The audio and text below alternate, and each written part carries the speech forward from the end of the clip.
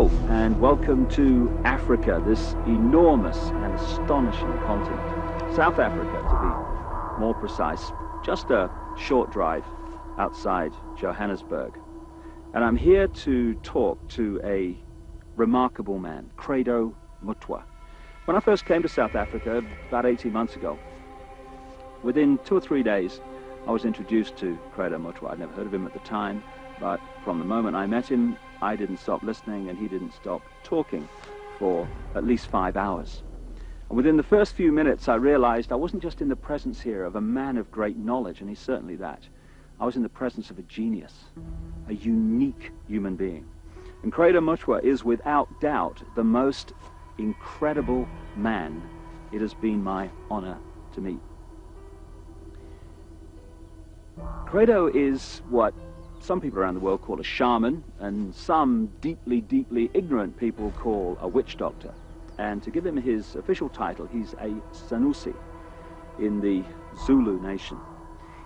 Sanusi is the carrier, the keeper of the ancient knowledge of so much, including the ancient knowledge of history of Africa, where all this came from, where the people came from, what the truth of history is, instead of the largely nonsensical version of history that we get through the universities and the schools from very, very well-educated professors, you know.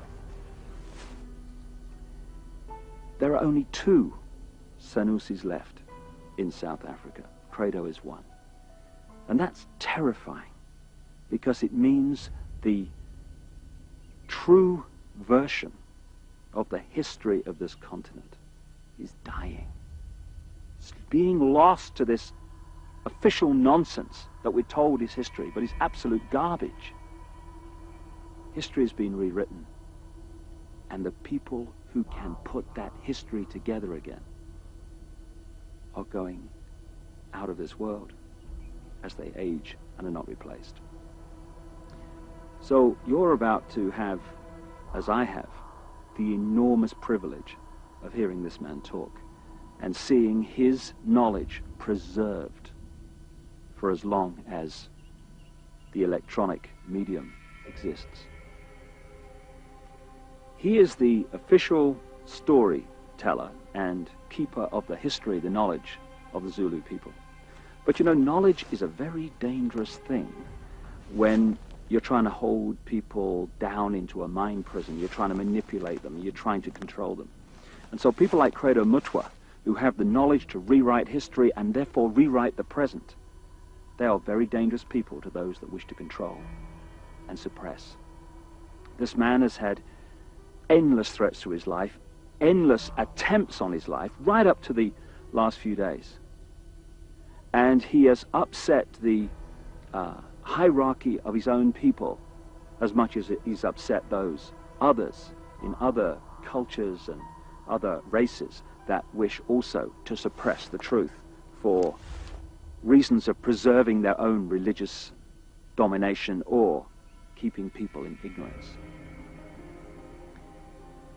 And so I've come here to talk to Credo at length about many things, and this is a series of unique videos with a unique man. And what we're going to start out with is to concentrate on a bizarre story,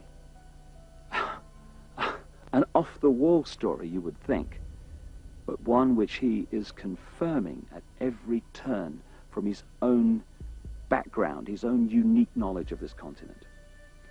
Over the last few years, as I've been trying to uncover how the world's controlled by a few people, which it is, and who those people are, it has emerged from my research that, bizarre as it may seem,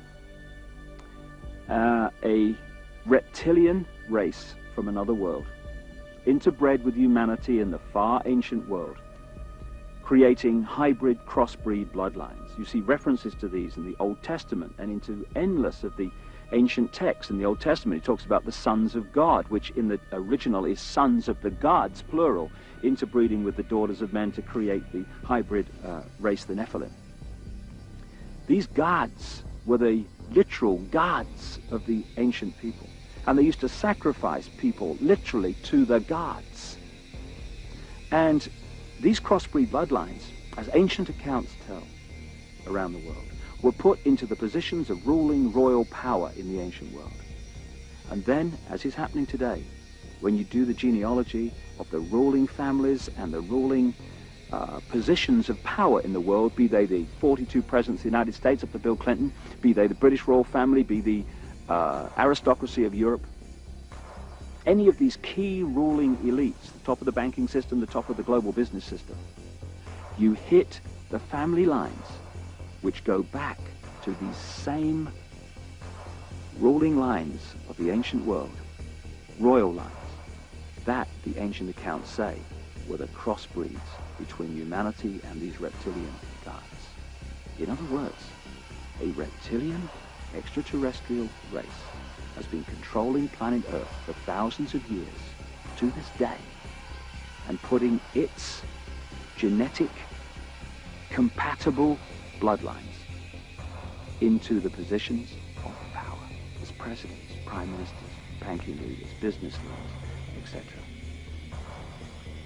And this explains so many things, where we get the divine right of kings from, the divine right to rule because of the bloodline, the genetics. Why these ruling families of the aristocracy and the royal families have always incessantly interbred with each other, just as the Eastern establishment families of the United States do, that produce so many presidents and banking leaders and administrators of government in the United States. And astonishingly, bizarre as I keep saying, and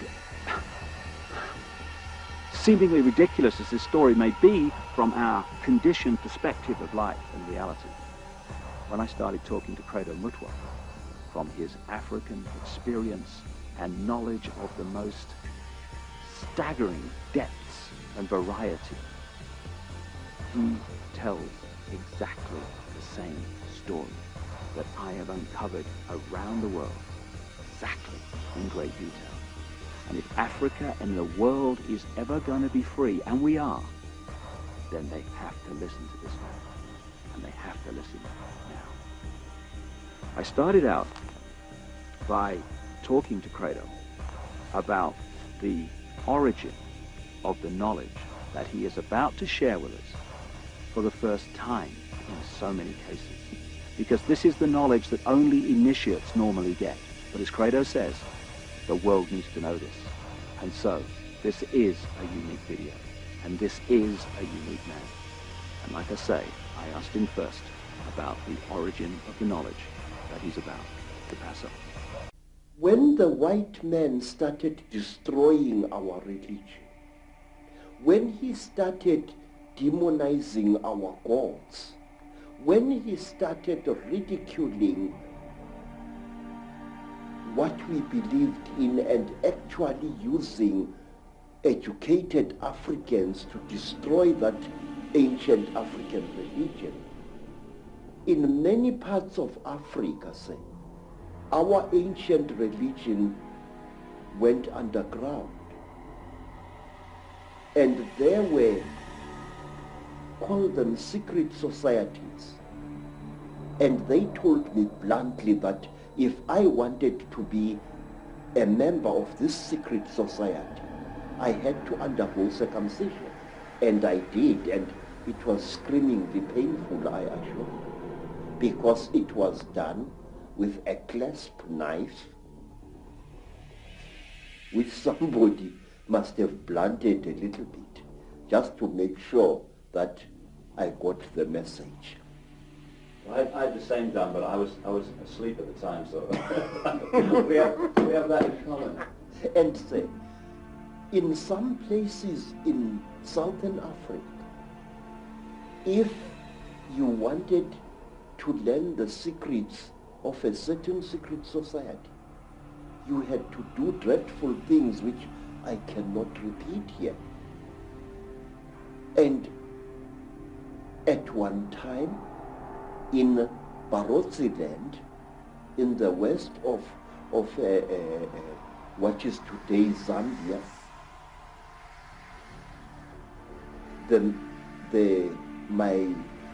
my teacher said, look, how far are you willing to go in order to become one of us?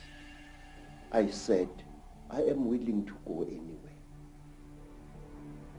He looked at me and he said, listen, educated man, we are tired of people like you. White men come amongst us to milk our minds and then to kill us. We want to be sure that we can trust you. And wait, sir. I said, great one, I am willing to do anything. He said, are you? I said, yes. And then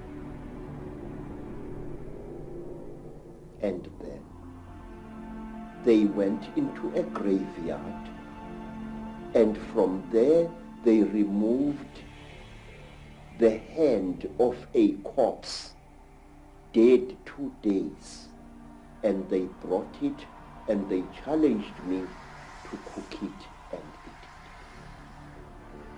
I did so. And these were the peoples who first told me about a race of highly intelligent beings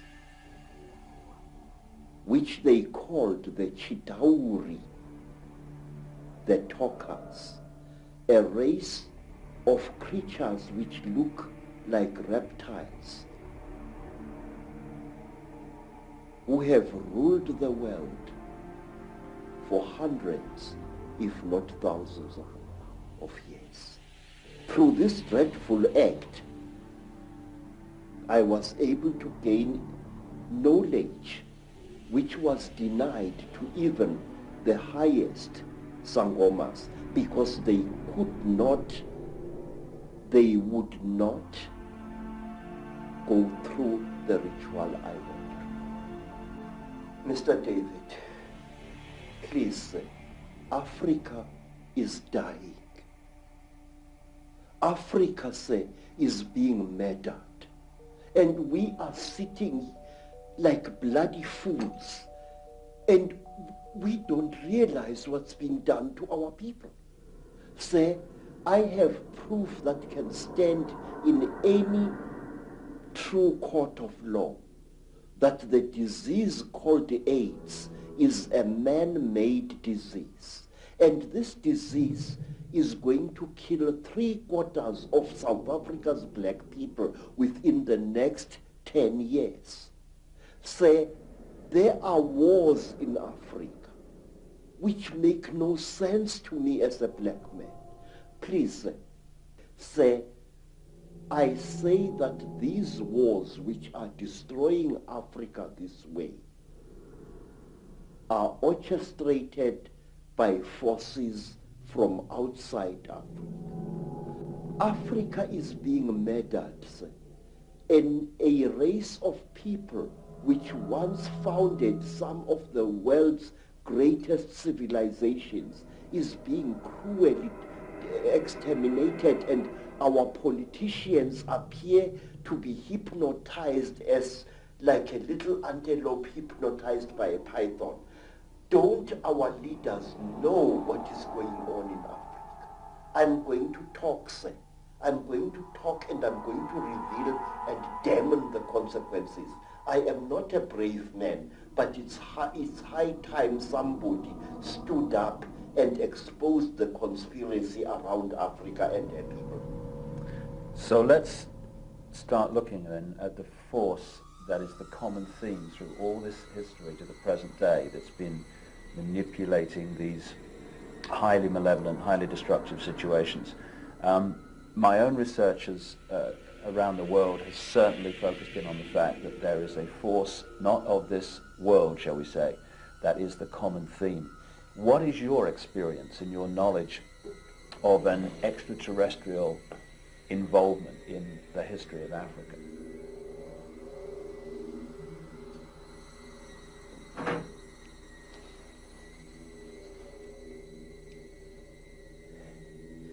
One of the most secret stories that was revealed to me, sir, is about these beings this story was revealed to me first in Barotseland, then in the country today called Rwanda, once known as Rwanda Urundi. Then I learned about this story at that time on the foothills of Mount Kilimanjaro. This is the story, a story you find throughout Africa. There was once a time when the blue sky was invisible, when the whole world was covered with mist, when you could not see the sun as it is now. You only saw it as a splash of white light moving slowly across the sky.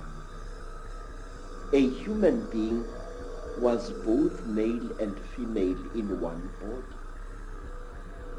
And out of the sky, one day came terrible objects. They were like gigantic bows made of huge gleaming gold. They were shaped like bows without strings, and they were bigger than the biggest mountains. They came out of the sky bringing great noise, black smoke, and fire with them.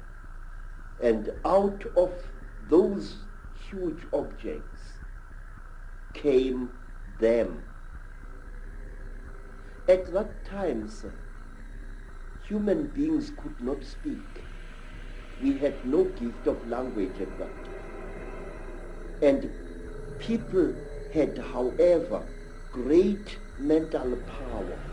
A man would go into the bush and, using the power of his mind, actually call out an animal which he wanted to hunt and kill for his children. And the animal would appear and kneel down before the man, and the man would kill the animal and take it home. But when the Chitauri arrived in Africa, they told our people that they were gods, and that they were going to give us human beings great gifts on one condition. We had to worship them and accept them as our creators. Some told our people that they were our elder brothers and that this earth had produced them generations ago. And they said they had come back to the green womb of their mother, and that they were going to make us into gods. What they did, they created a very strange pair of caves in the land. They dug 2 caves. In one cave was a green light, in another cave was a red light. And they drove human beings into these caves, and each human being had to choose which cave the human being wanted to go into. And those who went into the green cave came out as women, and those who went into the red cave came out as men. And then the talkers, the Chitauri, told our people that now they were perfect. But the moment the first men saw the first women, a terrible row erupted. The women hated the men because they looked between their legs and they saw what they thought were snakes dangling between the legs of the men. And the men hated the women because they looked on their chests and they saw these big things. What they were, they did not know. And then the Chitauri laughed. It was to them a very, very big joke. And then the Chitauri said, if you serve us, you wretched little human beings, we are going to make you into gods. And the human beings agreed to serve the Chitauri. And the Chitauri gave human beings a second gift, the gift of language. People started talking with their tongues where they had talked with their minds before. And there was a big rubbish starting again, because this man did not know the language of that man. And when this man greeted that man, this man thought that he was being insulted, and so a lot of murder and culpable homicides started taking place all over the world. When our people were given language, they found to their horror that they had lost much of their mental powers. They had paid a terrible price. But the Chitauri were now the masters of human beings. They made them, the human beings, to go into holes in the ground and to mine metal, gold, copper, tin, all kinds of metal. The Chitauri forced our people to mine. And the people were very unhappy because they couldn't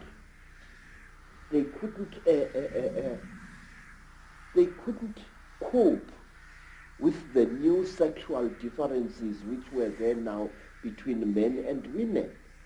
And then from amongst the Chitauri came a very good female Chitauri. Her name was Mai Nzarantwari Samahongo. Mai Nzarantwari Samahongo was the senior wife of the terrible chief of the Chitauri, Umbaba Gorontwari Samahongo. She was sorry for human beings, this great reptile lady. She said to the poor people, "Ow, you are unhappy." And the people said, "Yes, great one. We go into the holes every day, we dig the stones and we bring it to the gods, but we are not happy." And Mai Nzarantwari scratched her scaly chin and began to think and to think. She was terribly ugly. Her eyes were awful, like lights in the darkness. But she had mercy in her heart. And she taught the men and the women how to make love. And she said, "Look, we divided you into males and females. Now this action is going to bring you together." But it did not, because anyone who receives a gift from the Ntwari, the children of the python, is always in trouble. What happened was that when one guy slept with his wife, he didn't find her much. So he went to steal another guy's wife, and there was a big remorse, as we say in African, starting. So men started stealing each other's wives and each other's girlfriends, and women started stealing each other's husbands, and there was a big nonsense in the land. And King Umbaba, the terrible lord of the Ntwari, the reptile people, said, "Look what you've done, you stupid old woman. Now these people, they are making such a noise. Listen to all that screaming in the bush. They are busy making love there, and our gold is not being dug, and you are responsible for this." Nzarantwari thought and thought and thought and thought, and then she got a plan, and she said, "I will make them stop. When they make love to each other, the female is going to get pregnant. And when she is pregnant, the male is going to leave her alone, and that noise in the bush will not be so disturbing to you, my lord." And Umbaba said, you had better. There is no production here. And so all the women in the world was pregnant, and Baba was furious with his wife. And so it went on and on until one day Nzarantwari activated a black hero called Mweru. And Mweru challenged the great chief of the serpent people to a fight. And he cut off the royal penis of the king of the snake people. And that caused a big war. Mweru ran away. But Umbaba, the terrible chief of the people, caught him and arrested him and brought him to his village. And there, the great chief Gorontwari Umbaba said, look, you cut off my thing, and I have replaced it with one made of gold, and I can't make love to my wife anymore. You think too much, you wretched little human being. Now Umbaba had a terrible nail in one of his hands, a claw. And with this claw, he drove the claw into poor Mweru's nostril, making a terrible hole into his brain, and he started drinking Mweru's brain, and then he threw away the corpse. To this day, sir, we believe that the people, the Chitauri people, they eat human brains. And strangely enough, scientists have found skulls where the human brain has been removed and eaten by someone or something. Well, hearing you speak here, so many things come to mind. First of all, you're saying that telepathy was the key form of communication for the Chitauri, the reptilians came. Yes, sir. And I guess it's like a muscle. When you use it, it gets more sensitive and more powerful. So the more you use your telepathy, the more powerful you have. And then when language came, it almost brought us into this three-dimensional world and disconnected us from that mind power that we had before. Yes, sir. And it's also interesting that the story that you talk about, the language being given, and then the different languages being given. And of course, that turns up in the Old Testament, in the Bible, and turns up in stories all over the world about the fact that we were divided by language, so we couldn't communicate. And as someone who publishes books, I know today how difficult it is to communicate through books when you've got endless different languages. So yes. It's been a brilliant form of control for a long time. Yes, sir.